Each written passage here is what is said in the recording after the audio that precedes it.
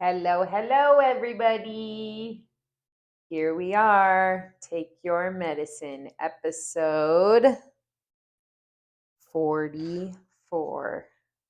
That's a lucky number, Billy. 44. We've made it here. It's been a journey, but we're doing it. It's been a few days. I have not come in here in a little while. I have been going through so many exciting, difficult, wonderful, beautiful life things. There's so much going on right now, and I'm really grateful. She's a baby girl.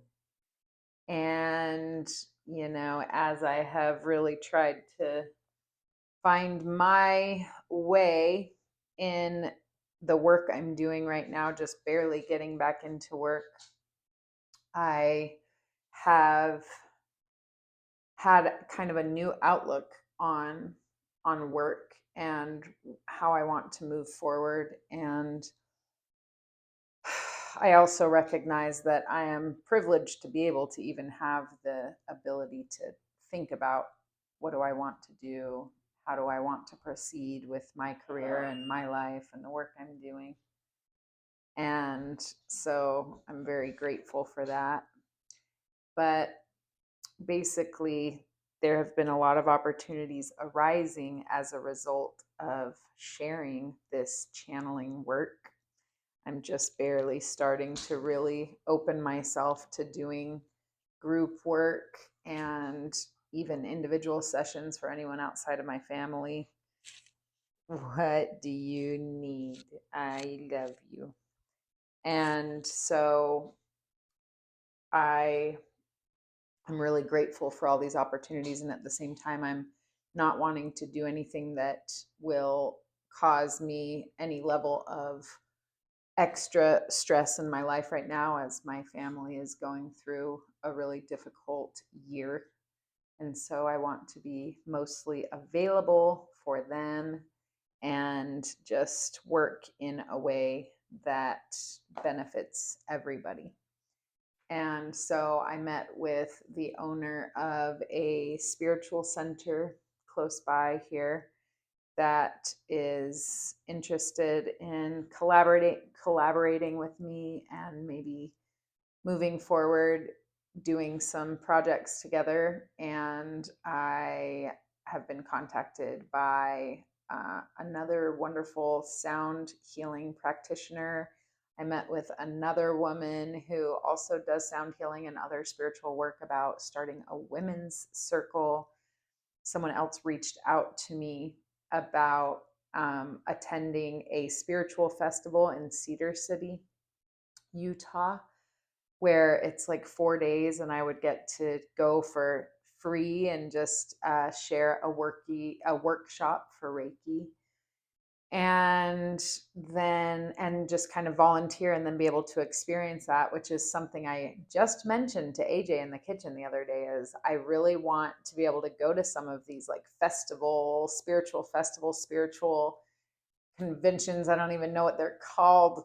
I haven't been to them, but I want to go. But I want it to be something where I'm working, but I'm also enjoying it. And then an opportunity just arose just like that. Within less than a week of me saying that out loud, somebody contacted me and said, could you be part of this? You could volunteer in the VIP tent, and then you can do a Reiki workshop, and then you can attend everything else for free. So super exciting. Things are starting to really open up as I open myself up to the vulnerability that is this work. And I'm really grateful. So I've had all these opportunities and I've thought, what do I do and where do I go with it all? And I went to my guides in meditation, and Jesus Kate was very clear. Her answer was, do what feels fun and be brave. And I thought that was wonderful. And I've been thinking about it ever since. That was probably 5 days ago or something. And I'm really trying to live by that. Do what feels fun and be brave. You know, she's also said to me many times, be brave and stay curious. And I love that as well. But so as I move forward, I do not want any shame. If I choose not to take on an opportunity, I don't want to shame myself for that. I want to simply trust that whatever feels good and feels fun is the right path for me. And so I'm just really excited to be moving forward and doing this work and sharing it with others. Jesus Kate has showed me multiple times now that she can do work Reiki on many people at once. Each person can receive a full download, a full healing as reciprocal to their openness. You know, it's just truly a choice of intention for us to say, okay, I open to this and I'm here and I'm ready and I receive. And so if we have a large gathering online or in person, and we are meeting on the vibration of healing, of Reiki, on that vibration, everything is fluid. Everything is more fluid. And so the energy is just freely being shared. And it's a really beautiful experience. And you can feel it in your body. You'll have more energy when we're done. You know, when you go home, you'll sleep better. You'll feel more rested in the morning. Reiki energy is so, so beautiful. I'm on these groups I've mentioned before on Facebook or whatnot for Reiki practitioners and shamanic practitioners. And so I often see these posts from people who are on a high horse about certification. And this one lady the other day, you know, again, someone posted and said, I just think people who aren't fully certified from an in person course are not even qualified and they are ripping people off. And I feel bad for their clients. And I just thought, I understand that training is necessary. Reiki is an art. It's a Japanese art. It's an ancient art. There are many ways to do Reiki, to practice Reiki. But to think that all certifications need to come from other humans or a corporation of some kind, in my mind, is ludicrous when I really think about what Reiki is.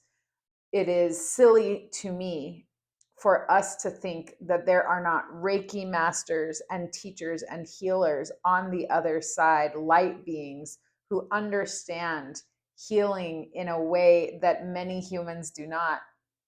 They are the most qualified, in my opinion, to teach and attune us to Reiki energy and to show us how to heal one another. And so I hope that in me sharing my experience and the journey I took to being a Reiki practitioner will help other people have more confidence to trust their instincts, trust their gifts. Don't let anybody tell you that you need a $3,000 in-person course in order to be able to practice Reiki. Not even a time period. You know, this lady, this post, she was saying at least a year for level 1, at least a year for level 2. And she said, my course cost $800. And someone else chimes in, my course cost $1,200. And no amount of money will make you certified in Reiki. Reiki is an attunement to a vibration, and that vibration can be taught from higher dimensional beings. It can be taught from the trees. In fact, this last time somebody came from out of state and we had channeling and Reiki, and we were working together spiritually recently. And over, Jesus Kate told this person I was working with, this is Reiki. This is Reiki. We're out with the trees, and the trees are channeling for this woman, and they are putting all kinds of beautiful energies as they give all kinds of wisdom and advice. and they say, "This is Reiki." Then we're at home in my house, in my treatment room, and she is telling her life story. And as she does, Jesus Kate is opening up and looking at her nervous system through all of those phases of her life. And Jesus Kate says, "This is Reiki." Standing in the water of a river in Sedona and feeling the intelligence of the water connect with you and heal your body. Jesus Kate says, "This is Reiki." So I am very grateful for my path to practicing Reiki. And I want to help other people trust their own path too, because I have gaslit myself. I have doubted myself all the way through this. And now I am seeing miraculous moments take place right before my eyes. And I'm like, how did I ever doubt myself? How did I ever doubt this? But that is the name of the game of this heavy life, is just doubt and fear, and working through that to uncover our full potential. So that's why we're here. Jesus Kate has also been telling me, or just kind of giving me the impression, or she'll just put something in my awareness or my thoughts, and it's just kind of like playing around in my mind for a while. And one of those things is the idea that whatever your beliefs about God are, those beliefs will be true for you. And I'm still kind of working with this in my mind and thinking about it in meditation.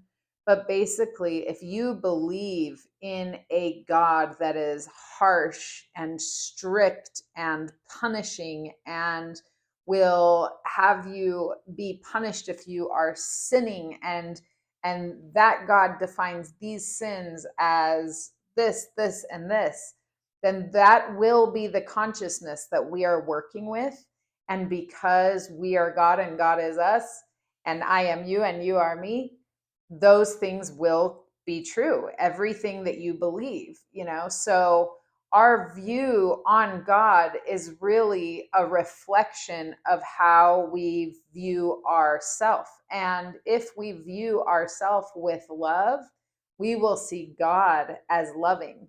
And if we see God as loving, we will see ourself with love. It goes both ways, because everything is one.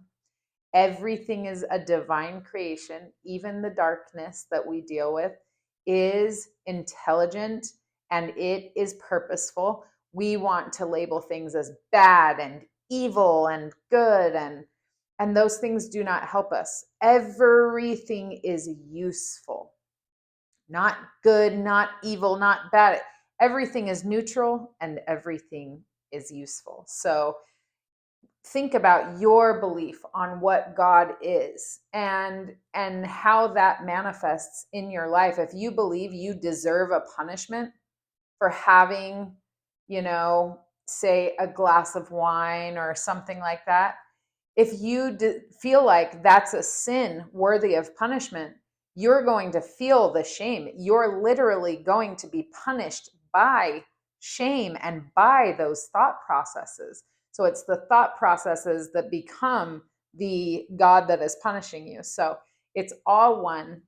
We are the divine and the divine is us. And just having a reverence for all things and working to come to a deeper sense of love for yourself will help you see God as love, because in my opinion, God is love. So that's one other thing that she has really put on my heart quite a bit, and I will continue to meditate on that and share as I make new connections regarding, our view of God and how that affects our lives. The last thing that I have been learning from Jesus Kate, well, one of many things, but the last thing I'm going to mention today is the breath. She has been showing me so much as I'm channeling how much the breath helps to anchor us, to ground us, to clear our energy. So a deep breath throughout the day brings you back to your body. I highly recommend, if you're at work, if you're with kids, if you're driving in the car, take a deep breath.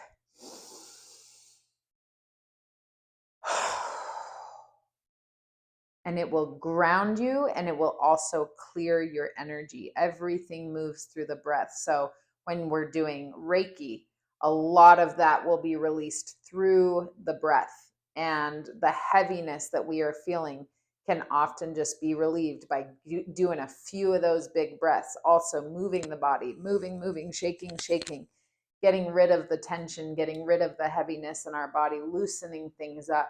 But the breath is so powerful and so useful for clearing the energies and grounding us back into the body, bringing us back into the present moment. So that is all I have for today. Thank you so much for being here. I really appreciate it. Hope you're doing wonderful, and I will see you next time. Namaste.